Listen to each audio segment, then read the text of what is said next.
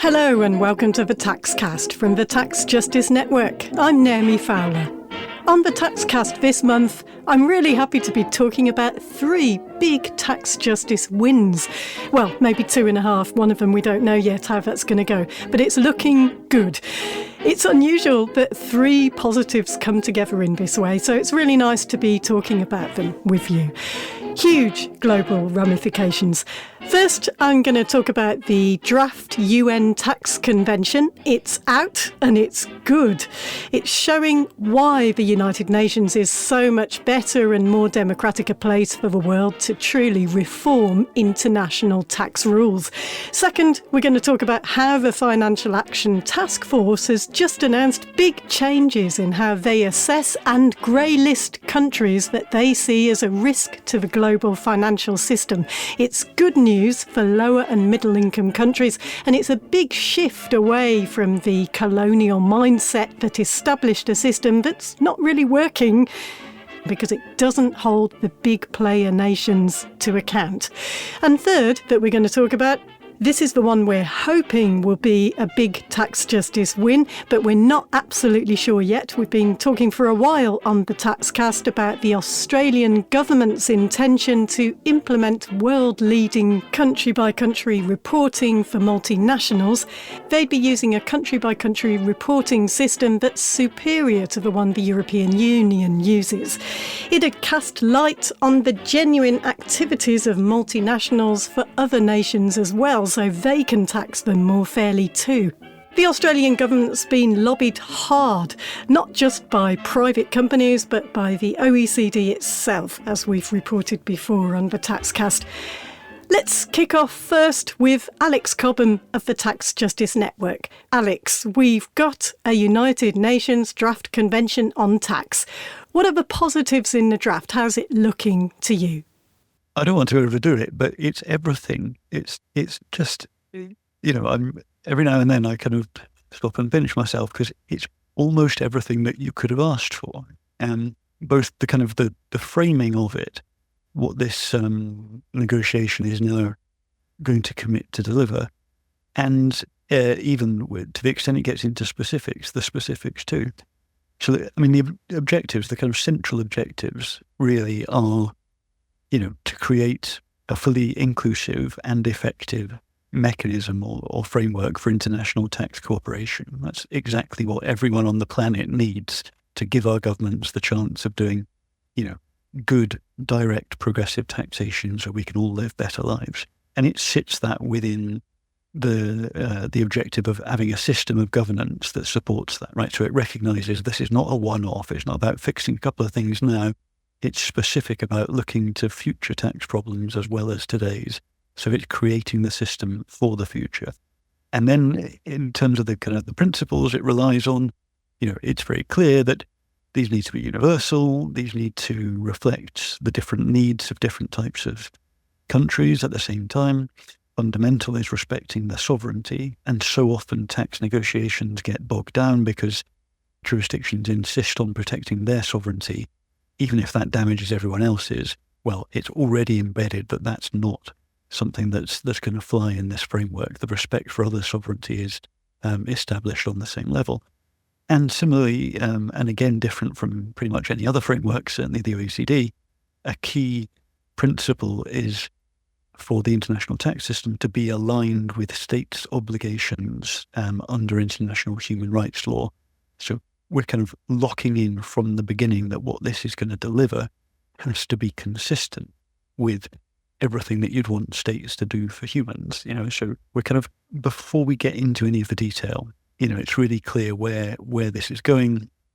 Similarly, there's kind of, reasonable language about keeping this aligned with sustainable development, thinking about environmental questions in particular, about fairness. It's explicit about the need for fairness in the allocation of taxing rights between countries. And, a fundamental problem today is the global inequalities in taxing rights that lower income countries face are large and getting worse under the OECD. And that's kind of why we're here, really. So having that aim of fairness in the allocation embedded from the beginning just gives you all sorts of optimism about where this goes. And then specific commitments include not just that fair allocation with respect to multinational companies, but also directly a commitment to address the tax abuse of high net worth individuals and make sure they're effectively taxed across the world. So what we've got in here, really, along with a lot of detail, is the commitments, the objectives, the principles for a framework that really delivers. Well, that's more positive than I was expecting. So that's good. My next question was going to be, what are the problems in the draft? What needs improvement? Where do you see that could be better in an ideal world? Nothing's perfect, but this is about as good as we could have hoped for. I now feel like we're at such a high level at the beginning of this process. You start to worry about everything that can go wrong, and there's a lot that can go wrong here, right? And that's kind of what the next 2.5 years really are about. We know there's this small group of countries that seem committed to oppose, and that might lead to them just being sidelined, and the rest of the world goes ahead and delivers something ambitious. But it might mean that we see countries spend a lot of time fighting with each other as the blockers try to prevent the rest of the world making progress. So that's one thing that, is worth worrying about. But the bigger issues, really the more substantive ones, are in terms of whether or not the negotiations deliver the detail in each area that we need to really make this work. There's going to be a balance between how much can be delivered in the convention over the next 2.5 years and how much we're creating this framework body for the future to address issues then. And I think, I'd like there to be a great deal in the convention, not so much that it makes us go slower, not so much that it stops countries signing up because they're not quite sure. So there's going to be a balance, right? We need ambition, we need clarity, and we need some early wins. We need this to deliver things like allowing countries outside the OECD fully to get the benefits of the automatic exchange of information about financial accounts, for example. Ideally, we'd see public country-by-country reporting by multinationals delivered in this first stage in the convention itself. But a lot of things can be left for the framework body to discuss later, and we'll have to see where that balance comes. So, the first couple of meetings that we're expecting in February and April 2025 will really set the schedule for the negotiations, including some of the content. Are we going to have an early protocol on taxing the super rich, or are we going to have an early protocol on fighting illicit financial flows?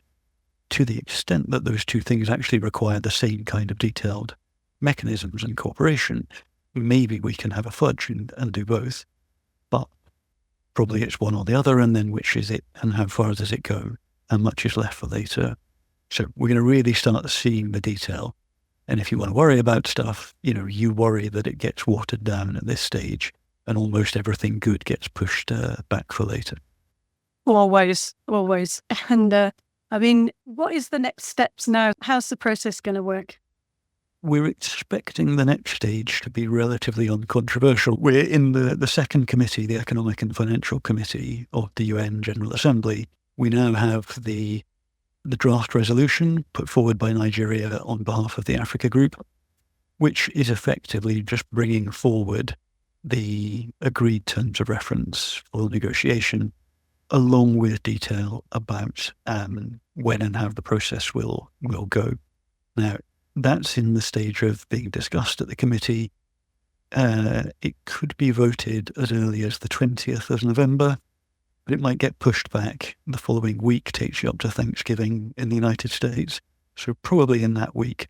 And then in December, there'll be a budget vote to make sure the process actually has UN funds to allow it to go forward.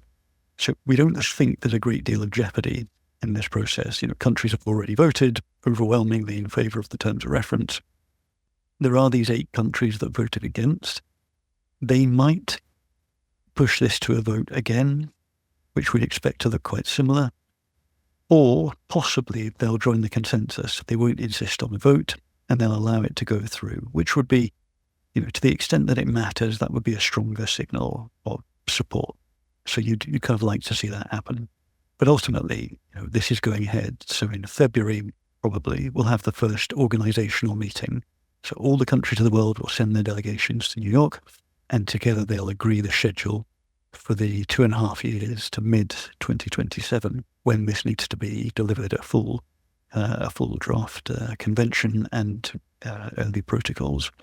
And then, then they'll get into it. So something like 3 meetings a year, mainly in New York, but I think the idea is there'll be 1 meeting a year in Nairobi, and we'll see the progress building up over that period. And I hope we'll see civil society from all around the world keeping an eye on their government, making demands, pushing them to be more ambitious throughout that process. So what we get to isn't just an agreement between governments, it's an agreement that reflects civil society demands all around the world, just as the fact that we've got here reflects the very strong civil society support for the process so far. All right, because there's 8 countries at the moment opposing a UN tax convention. The UK is one of them. Might be a change with the new government. We've hoped for that. So that leaves 7 others. I guess it all depends whether or not it's going to go through by consensus, and that they're not going to fight at this point, or whether they're going to force it into votes and a more contentious process early on. I mean, these blocker countries are in such a minority, so yeah, they can make it contentious early on, but they're still going to be massively outvoted. Yeah, so it's an interesting one. The UK voted in that block of 8. 8 countries out of 190, whatever it is, voted against the terms of reference. And the UK did that in August after the election. So that was in some ways quite disappointing. This is 2024, yeah. And some people in the UK had hoped that we'd see a quick change with the change of government. That hasn't happened, but we do know that this is being discussed at a higher level than previously, and so there is some optimism that they'd move. But look, if you look at those 8 countries, what you see, and we'll be publishing some research on this soon, what you see is they have a completely disproportionate role in international tax abuse, and that includes the UK. So if before the vote you were going to pick, a single-digit number of countries that would vote against what the rest of the world clearly wants collectively, which is to make progress against tax abuse, these are among the countries that you would have wondered about. The UK and the United States in particular, perhaps, who kind of seem to have been the 2 main actors in this bloc. The question really is, 2 questions. One, whether those countries really want to keep spending their political capital objecting to what the rest of the world has now said repeatedly they are going to go ahead and do anyway. And then secondly, perhaps at a more tactical level, even if those countries really don't like the direction of things, do they want to say in the vote that's coming up, effectively, we are against this, and by implication, although we're going to be in the negotiations later, you can pretty much ignore what we say? Or, just purely tactically, do they want to say, actually, we'll keep our mouths shut now and let this go through by consensus and give ourselves some chance of being taken seriously when we're raising objections later? So I think we might see a move to consensus for some combination of those better and worse reasons. But, it might also be the time that those countries, for their own reasons, decide what they really want to do is emphasise just how isolated and marginalised they are in these discussions. Yeah, they're in a tiny minority and among the biggest offenders causing some of the problems in the first place.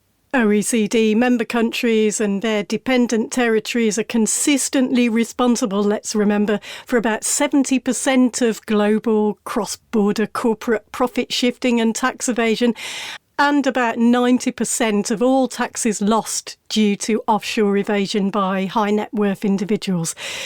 So that's important. Let's talk now about the Financial Action Task Force. It was created by the G7 back in 1989 in response to growing concern about money laundering. So the Financial Action Task Force has announced that it's changing its criteria for countries it assesses and considers a threat to the global financial system.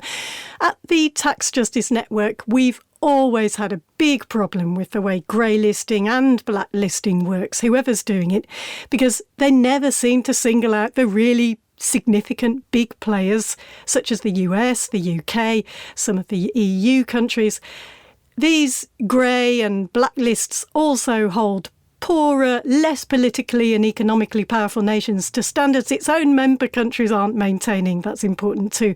And poorer nations don't have the resources sometimes for the complex compliance systems, and they're small players in any case globally, so it's not a fair test. I'm speaking with Florencia Lorenzo at the Tax Justice Network. So you've got the Financial Action Task Force saying that they're not going to assess some of the least developed countries from now on in the next assessments as defined by the United Nations, the least developed country, unless they pose a particular risk. This whole announcement seems to be a lot about shifting focus to the big players. It's all about the global scale weighting, it seems to me. What actually happens to a country if it is grey listed by the Financial Action Task Force? There are actually not a lot of evidences that we have like significant shifts in terms of the foreign direct investment or in profit shifted or in general. But that's mostly because the countries that are usually listed on this list do not have even a significant economic presence in terms of their financial activities and so on.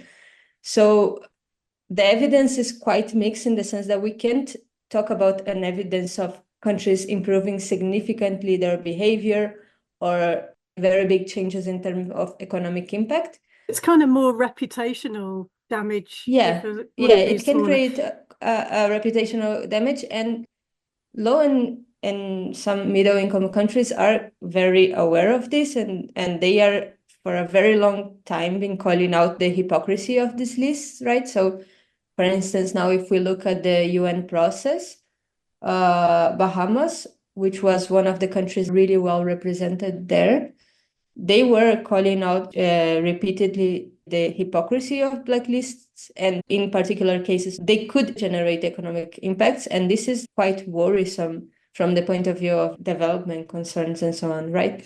This is not a concern which is new.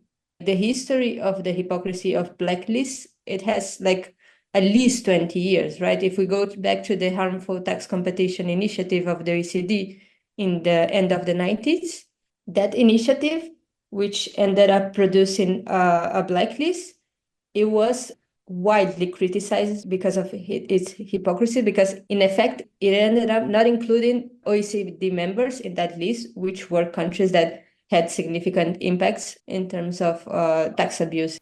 And with the Financial Action Task Force not now assessing so-called least developed countries unless the task force decides they pose significant money laundering risks, they're also recognising that those countries need support to build capacity in compliance, not alienation and finger pointing. They're saying, the task force, they want to better target the countries that pose the greatest risk to the international financial system. And they want to give, and I'm quoting, more adequate support to low capacity countries. The way, if you look at the way Liberia got treated by the OECD in their listing process, it shows how important this shift in thinking really is, doesn't it? Yeah.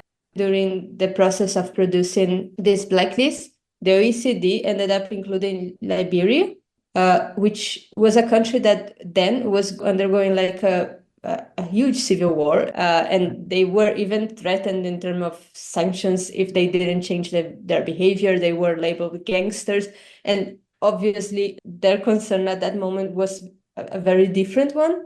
And we have seen this repeatedly, right, in history. These blacklists, which are produced by important organizations such as the OECD, that then end up not actually tackling what we call the main offenders, the main enablers of money laundering or tax abuse, and instead focus on the really small countries that actually don't have a lot of power to lobby their positions. Yeah, and that's all part of this sort of colonial mindset that is embedded in the whole architecture of the financial system, which is what we're trying to change. So just one thing to clarify, you're talking about blacklists and then grey lists. What's the difference? Yeah, so the blacklist and grey list is like a tiered process some organizations have introduced. So in the case of the FATF, they have a grey list, which is a sort of intermediate list where countries commit to changing some behavior. And then if they don't, they can end up falling into the blacklist. And the blacklist is like the worst case scenario, right? Where there isn't actually a commitment and so on. After the global financial crisis, the OECD also operated with this tiered listing process.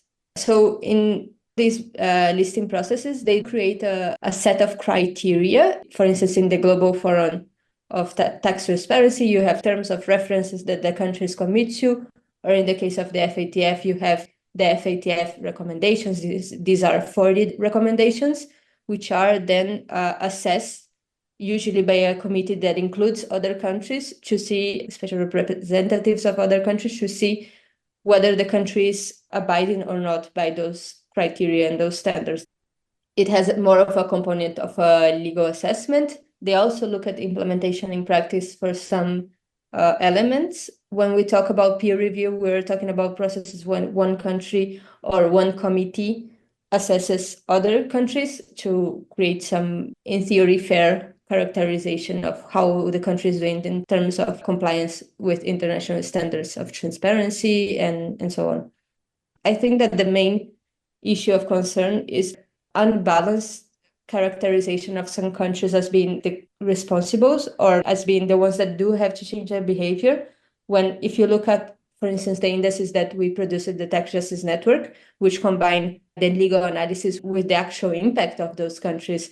So looking at the scale of financial activity of multinationals that go through the country or the scale of financial services that the country exports, we get a completely different picture, right? Yeah, a completely different picture. Our Financial Secrecy Index, or the FSI, tells a very different story. Yeah, so in the top of the FSI, you can find Switzerland, you can find the US, and these are countries that have never been listed in these initiatives. No. And we're not saying that lower and middle income countries don't need to make improvements when it comes to financial transparency. I mean, all countries do. But when you look at size and impact, they're very small players in terms of the global financial system, the ones that tend to get singled out. In your view, then, these changes the Financial Action Task Force has announced are really significant. Yeah, I think on the one side, this is an important improvement of the process because it sounds as if they are recognizing that their previous behavior was rooted in colonial practices and was really not effective. But we still need to see if this will actually translate in them focusing on the biggest players, right? Because in the end, that should be the objective of these processes, focusing on those that actually do produce the most harm and have the biggest spillovers in other countries. Yeah, exactly. Why do you think the Financial Action Task Force is doing this? Are they doing this because it is clearly, as the Tax Justice Network has been pointing out for a long time, it's not effective to have this type of listing when you're not going to take on the big players, which are the ones that in the end represent the biggest damage and threat to the global system?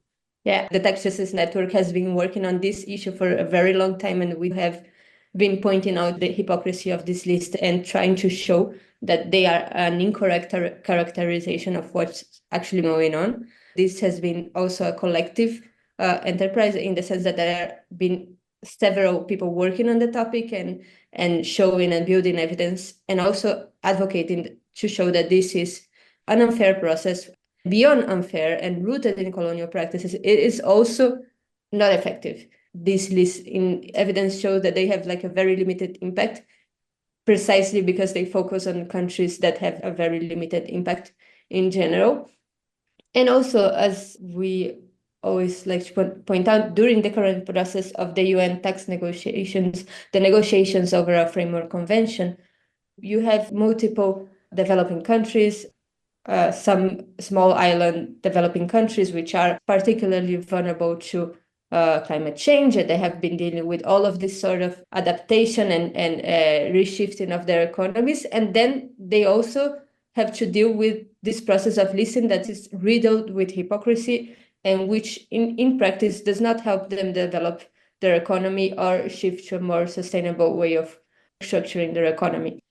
I think it is important to acknowledge that this shows a change in direction in international tax governance. We see that some practices that were accepted 20 years ago, now whenever a EU tax haven list comes out, people are pointing out that it's really not a realistic characterization of what tax havery is or of which countries are enabling tax abuse. Yeah, so these changes seem to be going in the direction we very much want to see.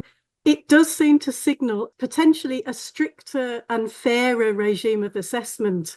What are the consequences? Let's think about what the consequences could be, because if they actually carry out what they're saying, then potentially we could see some of the big players actually get listed, the type of big players that we highlight on our assessments with the Financial Secrecy Index and the Corporate Tax Haven Index, for example. Could that actually happen? I mean, I would love to see that happen. I think it would signal that they actually mean change and they actually mean it in a significant manner.